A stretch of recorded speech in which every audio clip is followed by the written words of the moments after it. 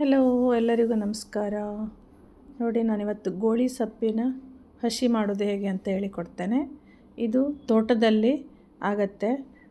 ಒಂದು ಹಾಕಿದರೆ ಸಾಕು, ಇಡೀ ತೋಟದಲ್ಲಿ ಹಬ್ಬಿಡುತ್ತೆ. ಇದು ನಾವು ಗೋಳಿ ಸೊಪ್ಪು ಅಂತೇವೆ. ಇದಕ್ಕೆ ಮುಂಬೈ ಹರಿವೆ ಅಂತಲೂ ಹೇಳ್ತಾರೆ. ಇದು ಹರಿವೆ ಸೊಪ್ಪಿನ ಒಂದು ಜಾತಿ ಅಂತ ಹೇಳ್ಬೋದು. ಇದನ್ನು ಕ್ಲೀನಾಗಿ ತೊಳ್ಕೊಂಡು ಸಣ್ಣದಾಗಿ ಹೆಚ್ಚಿ ಇದನ್ನು ನೀರು ಹಾಕಿ ಬೇಯಿಸ್ಕೊಳ್ಬೇಕು. ಇದನ್ನು ನೋಡಿ, ಇದನ್ನು ನಾನೀಗ ಸಣ್ಣ ಸಣ್ಣ ಕಟ್ ಮಾಡಿಬಿಟ್ಟು ನೀರಲ್ಲಿ ಹಾಕಿ ಬಾಯ್ಲ್ ಮಾಡ್ಕೊತೀನಿ. ಬಾಯ್ಲ್ ಆದಮೇಲೆ ಅದನ್ನು ಆರ್ಲಿಕ್ಕೆ ಬಿಡಬೇಕು. ಗೋಳಿ ಸೊಪ್ಪನ್ನು ಸಣ್ಣದಾಗಿ ಕಟ್ ಮಾಡಿಕೊಂಡು ಸ್ವಲ್ಪ ನೀರು ಹಾಕಿ ಬಾಯ್ಲ್ ಮಾಡ್ಕೊಳ್ಬೇಕು. ನೋಡಿ, 10 ನಿಮಿಷ ಬೇಕಾಗುತ್ತೆ. ಇದು ಬಾಯ್ಲ್ ಆದಮೇಲೆ ಅದನ್ನು ಕೂಲ್ ಮಾಡಿಬಿಟ್ಟು ನಂತರ ಅದಕ್ಕೆ ತೆಂಗಿನ ತುರಿನ ಸ್ವಲ್ಪ ಹಸಿಮೆಣಸಿನ್ಕಾಯಿ ಹಾಕಿ ಗ್ರೈಂಡ್ ಮಾಡಿ ಅದಕ್ಕೆ ಸೇರಿಸಬೇಕು. ಬಾಯ್ಲ್ಡ್ ಆಗಿ ಕೂಲ್ ಆದಮೇಲೆ ಅದಕ್ಕೆ ತೆಂಗಿನಕಾಯಿ, ಮೊಸರು ಎಲ್ಲ ಸೇರಿಸ್ಬಿಟ್ಟು ಒಗ್ಗರಣೆ ಹಾಕಿದರೆ ಆಯಿತು. ತುಪ್ಪದ ಒಗ್ಗರಣೆ ಬೇಕಾದರೆ ಹಾಕೋಬೋದು, ಇಲ್ಲ ಆಯಿಲಿಂದ ಸಹ ಹಾಕೋಬೋದು. ಒಗ್ಗರಣೆಗೆ ಕಡಲೆಬೇಳೆ, ಉದ್ದಿನಬೇಳೆ, ಸಾಸಿವೆ, ಜೀರಿಗೆ, ಕೆಂಪು ಮೆಣಸು, ಇಂಗು ನಿಮ್ಮ ಇಷ್ಟದ್ದು ಹೇಗೆ ಬೇಕಾದರೆ ಹಾಗೆ ಹಾಕೋಬೋದು. ನೋಡೋಣ ಬನ್ನಿ ಹೇಗೆ ಮಾಡೋದು ಅಂತ. ನೋಡಿ, ಬಾಯ್ಲ್ ಆಗ್ತಾಯಿದೆ. ಇದು ನೀರು ಆರೋವರೆಗೂ ಬೇಯಿಸ್ಕೊಳ್ಳೋಣ.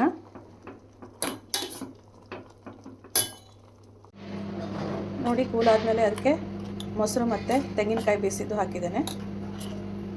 ತೆಂಗಿನಕಾಯಿ ಸ್ವಲ್ಪ 1 ಬೌಲ್ ತೆಂಗಿನಕಾಯಿ ಮತ್ತು 1 ಹಸಿಮೆಣಸು ಹಾಕಿ ರುಬ್ಕೊಂಡು ಇದಕ್ಕೆ ಆ್ಯಡ್ ಮಾಡಿದ್ದೇನೆ. ನೋಡಿ, ಈಗ ಇದಕ್ಕೊಂದು ಸಖತ್ತಾದ ಒಗ್ಗರಣೆಯನ್ನು ಹಾಕ್ಕೊಳ್ಳೋಣ. ನೋಡಿ, ತುಪ್ಪದಲ್ಲಿ ಒಗ್ಗರಣೆ ಹಾಕ್ಕೊಂಡಿದ್ದೆ ನಾನು. ಇದನ್ನೀಗ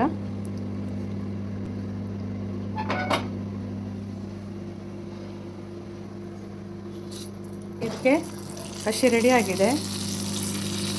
ಇದಕ್ಕೆ ಈರುಳ್ಳಿನ ಸಣ್ಣಕ್ಕೆ ಹೆಚ್ಕೊಂಡು ಹಾಕ್ಕೊಳ್ಬೇಕು. ಊಟಕ್ಕೆ ನಾವು ಕೂತ್ಕೊಳ್ತೀವಲ್ಲ, ಆವಾಗ ಒಂದು 2-3 ಮಿನಿಟ್ಸ್ ಮೊದಲು ಈರುಳ್ಳಿನ ಫ್ರೆಶ್ ಆಗಿ ಚಂದ ಮಾಡಿ ಸಣ್ಣಕ್ಕೆ ಕಟ್ ಮಾಡಿ ಇದಕ್ಕೆ ಹಾಕಿ ನಂತರ ಮಿಕ್ಸ್ ಮಾಡ್ಕೊಳ್ಳಿ. ನೋಡಿ, ಗೋಳಿ ಸೊಪ್ಪಿನ ಹಸಿ ರೆಡಿಯಾಗಿದೆ.